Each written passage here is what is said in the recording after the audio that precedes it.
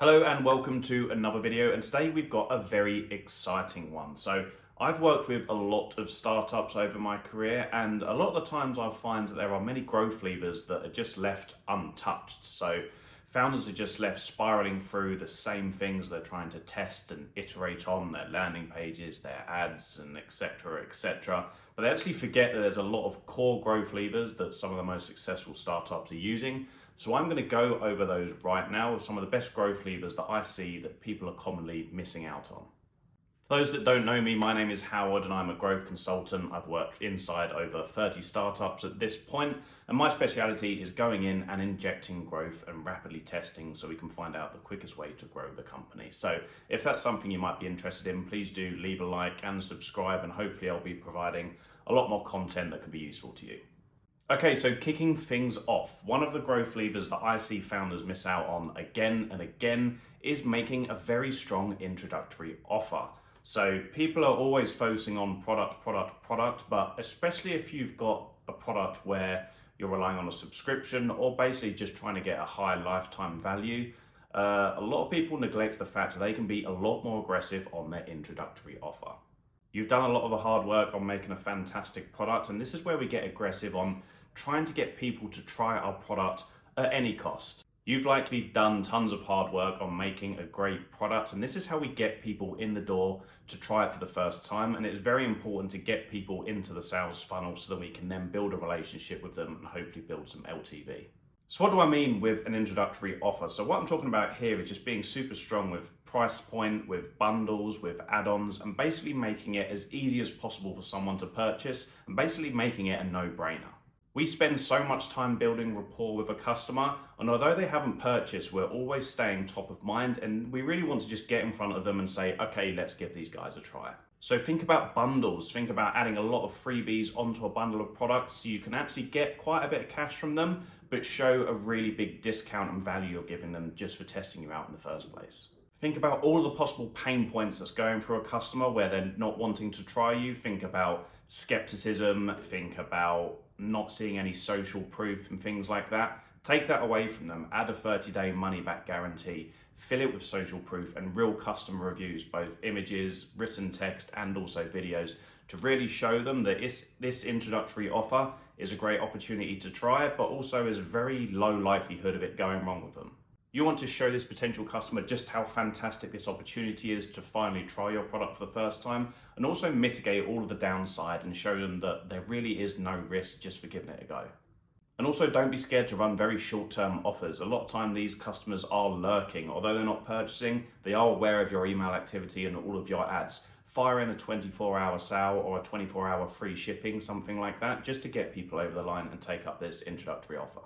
Okay, and moving on to number 2. Now, this is a growth lever that I see so many business owners miss out on, and it's actually focusing on your landing page clarity. So as we build our business over time, I'm sure you know that our landing pages get filled up and filled up and filled up with new ideas, new benefits, new problems, new solutions, and stuff like that. And a lot of the time it's good to step back, revisit your landing page and add some clarity to it. Adding tons of sections over time, it is very detailed information, it's all relevant to your product, but sometimes as a flow, it can get quite complicated and you're actually messing up the signal that you're trying to give to a customer. So often it's good to revisit your landing page with a fresh pair of eyes, remove all the fluff and have a hyper emphasis on clarity. Be forthcoming, clear and concise about all the benefits that your product is going to give, all the important stuff that a customer needs to know, and cut out all of the rest. Another growth lever I often see overlooked with startups is customer interviews. So I'm not talking about maybe a couple of emails, looking through our review section and stuff like that. I'm talking about going through your customers, especially your frequent customers, dropping them an email and getting on a phone call. Ask them about the triggers that actually made them purchase in the first place. Think about what other alternatives they were using that made them want to switch over to you as well. And then think about any possible ways that customers might be being put off from your product. Ask these core customers, is there anything they were slightly skeptical about before? Are we addressing those problems properly on our landing page or inside our ads? And then find out about possible trigger events. What was it that actually made them step over the line and purchase? Was it a particular ad? Was it a particular pain point? Go into these details and it's going to be so valuable for you improving the messaging on your website and inside your advertising. And number 4, another growth lever that people often overlook is revisiting the pricing of their product. A lot of the times, maybe you can drop prices and you can actually pick up some volume that makes your business more profitable, but sometimes actually raising prices is the better thing to do for your business. So many times founders are doing all of this stuff around their business, constantly tweaking and changing things without actually revisiting their price, which is the core thing people look at when they're buying a new product or service. A lot of people get scared with things like raising prices because they think the conversion rate drop off is going to hurt them. But a lot of the times you might find that actually conversion rate doesn't drop that much, and the increase in profit makes it much more valuable. It means you can scale more in your advertising, and it ultimately means that your customer is more valuable to you over the long term. And number 5, a growth lever that I see completely overlooked a lot of the time is increasing their average order value. So AOV is something you hear people talk about a lot, especially in e-commerce, but I still don't think it is focused on enough.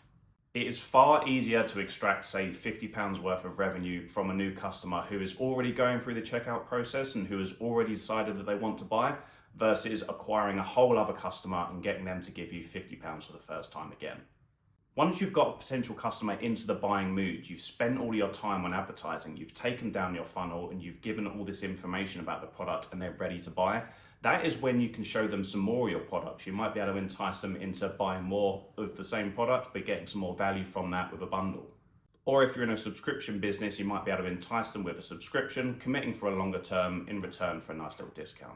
Acquiring new customers is of course the most exciting way to grow a business, but increasing your AOV on these customers is ultimately going to bring in more cash to your business and give you more money to spend on your ads and scale. And next, number 6, this is a often untapped revenue engine for a business, but it's really going deep into your retention marketing. Once we've got someone on board that's decided to try our business, how do we treat them after that first purchase that makes them warm up to our brand and want to continue purchasing with us? Think about your post-purchase email flows. Don't just let someone know when their product is shipped.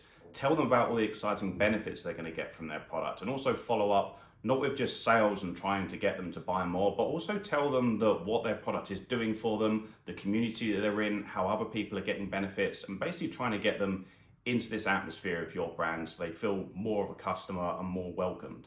Thinking about post-purchase email flows, these are not just for letting people know that their order is shipped and their order is going to arrive on a certain day. These are a way to make a brilliant first point of contact with a customer and make them feel welcome into your brand. And after you've got someone to purchase your product for the first time, this is a great way to actually educate them on your business even more. Tell them about the benefits that this product is going to give to them, what other people are benefiting from, and then also letting them join the community of other customers, maybe a Facebook group, or just getting involved in social media and commenting on your posts on Instagram. This is ultimately going to add value to your product. It's going to make your customer feel more welcome. It's going to make them enjoy their product more and ultimately make them want to share it more and come back to purchase from you again. And next, linked to the previous point, but going a bit more into detail on that first purchase, it's really going big on how can you improve your customer's first experience with your brand. They've just decided to part with their hard-earned money in return for your product, and this is a very crucial period to let them know that they've made a fantastic choice and to remove any sense of doubt. Think about their immediate welcome email. Don't just say thank you for your purchase, but get them excited about what they're about to receive. And when they receive their product, think about the unboxing experience that's going to surprise and delight them. Maybe adding in a nice little thank you message or a simple checklist of the steps to go through when using your product for the first time is going to help remove any doubt or anxiety about trying a new product and let them know that they've made the right decision. And number 8, now this is a great way of improving conversion, particularly down this bottom end of the funnel when people are really close to buying but they haven't quite made the decision yet, and that is being super sure and clarifying your guarantee to the customer. At that final stage of deciding whether to buy or not, there is a lot of anxiety of should I part with my money and is this product actually going to do what they say it's going to do? We can start things off with a money back guarantee. This is a great one to use. If you do not feel benefits from a product or you're not happy, there is a no quibble 30-day money back guarantee. And what you can also do is let people know that what they can expect in this first 30 days, this is what your product will give you and this is what other customers have experienced. Aside from the actual literal guarantee we're giving them, we're also letting them know that we are feeling their anxieties and the possible worries that they're having and assuring them that these are the steps that you're going to go through and how you're going to feel. And number 9, this is an area that I see founders leave so much money on the table, and that is that they've got a great offer, but they're not communicating it properly and they're not getting people to make the decision that they want. Rather than just talking about the cost savings they're getting from these random freebies you're giving, actually communicate that the benefits they're going to get from this product and how these freebies that we're giving them is actually going to help them stay with their new habit or enjoy their product even more. Simply relying on price is just not enough. You need to improve your offer by communicating the benefits of your product correctly. And finally, number 10. This is an area that most founders leave completely neglected, and that is going deep into your retention marketing and reactivating your old customers. A lot of the times people just focus on the first acquisition and they chuck them into an email flow and just assume that they're going to come back and purchase again, and that is simply not the case. In fact, once someone has purchased our product for the first time, so much of the hard work has already been done. We've already spent all of this time and money and actually getting them to put out their hard-earned cash and pay for our product, and then we just neglect them, and that is just not the right thing to do. If we look at the worst case scenario, they might have not purchased again because they flat out just didn't have a good experience with your product. But then we look at a best case scenario, they've not purchased your product again because they flat out just forgotten about it and would purchase again if they even remembered. But in both of these scenarios, there is still a clear opportunity to reach out to these people, address their problems or concerns, and get them back into purchasing again. So we're talking about email flows, we're talking about questionnaires, and we're talking about other ways that we can just get people back involved. You can start running some advertising about some specific new features that you've added to your product that makes it even better before. Or maybe you go into your emails, segment your list of people that haven't tried over a certain amount of time, and then you can target those people directly with specific messaging about what's happened in the past year, maybe since they last tried their product, and the benefits that they'll get over the next year if they just started using your product again. And then we've also got things like limited time incentives. So these customers, we can treat them as forgotten. They're not going to purchase from us again. So we can really go deep on the next offer that we provide them, bearing in mind that we've already spent all of our advertising costs just to get them back on board and purchasing from us again.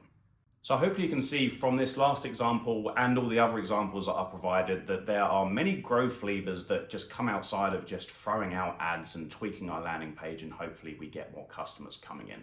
We can look at how we're approaching people differently, but then also looking at re-engaging people at different ends of the funnel to get them buying from us again, or finally get them over that tipping point to trying us for the first time.